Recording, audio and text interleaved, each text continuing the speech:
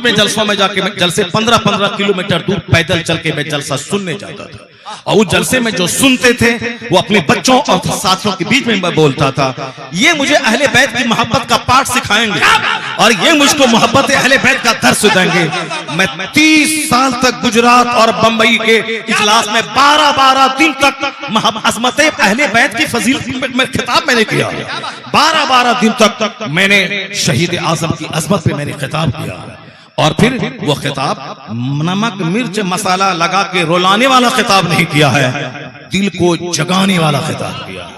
इमाम आली मकाम की बात सुनकर सब्र करने वाला, मजाक पैदा करने वाला मैंने खिताब किया, ताकि लोग इस कहानी को रोने झड़नी मरसिया की कहानी नहीं बना दें, इस कहानी को शुजाअत की, बहादुरी की, हिम्मत की, इस्तिकामत की, स्टेबिलिटी की, बरेवरी की कहानी बना दें। जब हुसैन को पढ़ेंगे तो एक छोटा मोटा बुज़दिल आदमी भी ज्यादा नजर आ जाएगा।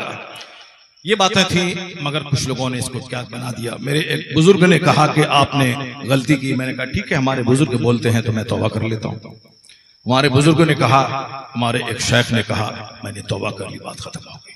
जब बात खत्म हो गई तो अब वो बात को हटा करके अब तकरीर के चंद जुमले को लेके सामने बोलना, इसका मतलब ये निकला कि ये तो 90% का तो एक बहाना है, असल निशाना तो मकबूलियत से चिढ़ना, असल निशाना टारगेट बनाना, असल निशाना अपने 2-4 ग्रुप को जमाए रखने के लिए एक समझाने वाले लोगों की तौहीन करना है। नारे तकबीर, नारे रिसालत, देखो देखो कौन है, देखो देखो कौन है। अब आप समझ सकते हैं, बिल्कुल सही बात हो रही थी 90% पे। हमारे शेख ने कहा, अगरचे वहां कोई ऐसी बात ही नहीं थी, मेरा निशाना कुछ और था, लेकिन एक शेख ने कहा कि तो मैंने कहा चलो मैं तौबा कर लेता हूं। जब तौबा कर लिया, फिर आज ये घटिया किस्म की बातें, एक हदीस की मैं तशरीह कर रहा हूं, उस तशरीह को तोड़ मड़ोड़ करके ये खबीस किस्म के लोग, एक आलिम जो करोड़ों को समझा रहा, जिनकी बातें सुनकर लाखों लोग नमाजी बन गए, जिनकी बातों को सुनने के बाद लाखों लोग गुनाहों से तौबा कर। आज एक शख्स फोन करके मुझको, गोंडा जिला उत्तर प्रदेश का, उसने फोन करके कहा रोती हुई सूरत बना के, हजरत ऐसी ऐसी बातें मैं देख रहा हूं, सुन रहा हूं, आपको मैं कहता हूं कि अगर 10 साल पहले मैं आपकी तकरीर सुना होता तो जो तब्दीली आज मेरे अंदर महसूस हो रही है 10 साल पहले हो गई होती। ये बिहार का देहात का नहीं, उत्तर प्रदेश के गोंडा का, वहां का एक शख्स तुलसीपुर का मुझको आज फोन करके कहा, आज ही की बात है, फोन करके कहा कि मैं आपकी तकरीर से अपने अंदर कितनी तब्दीली पा रहा हूं, ये तो मुझको देखने के बाद पता चलेगा। क्या मतलब? या मतलब वो नमाजी बन गए, दाढ़ी रख रहे हैं, लन फन उन्होंने छोड़ दिया, दुनिया की बेशुमार मोहब्बत दिल में थी, मोहब्बतें धीरे धीरे दुनिया से निकल गई। वो कहने लगे, मुझको तो लगता है कि आप पर इस कदर प्रेशर बनाया जा रहा है, उस प्रेशर की वजह से कहीं इस तरह की गुफ्तगू आप छोड़ नहीं देंगे।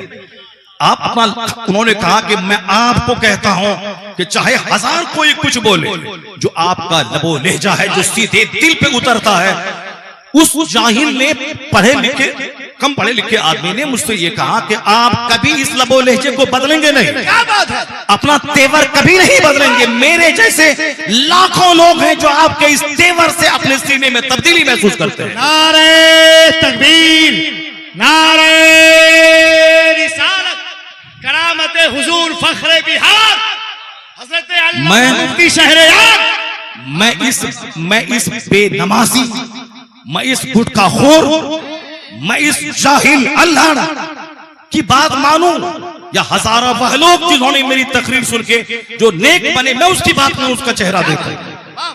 ऐसा नहीं होगा।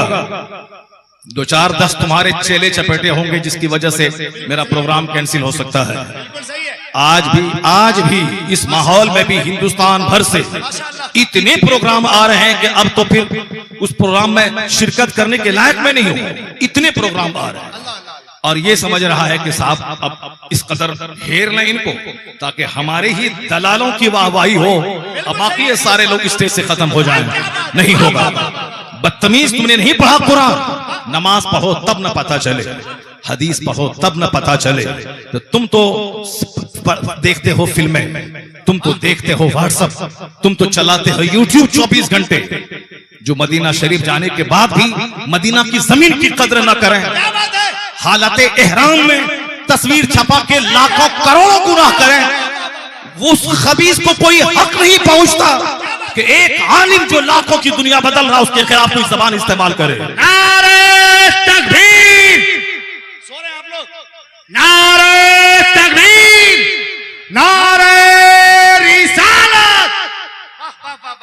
खबीस, तुमने मदीना में मुझे भी देखा था, कैसे मेरे रात और कैसी मेरी रातें, कैसे मेरे दिन मदीना में गुजरते थे, और तुमने देखा था मुझको, और तुम कैसे रातें गुजारते हो मदीने में और कैसे रहते हो, वो तुमको तुम्हारा जमीर खुद जानता है। और ऐसी घटिया तरह की बातें कहां बातें हैं, गलतियां किसी से भी हो सकती हैं।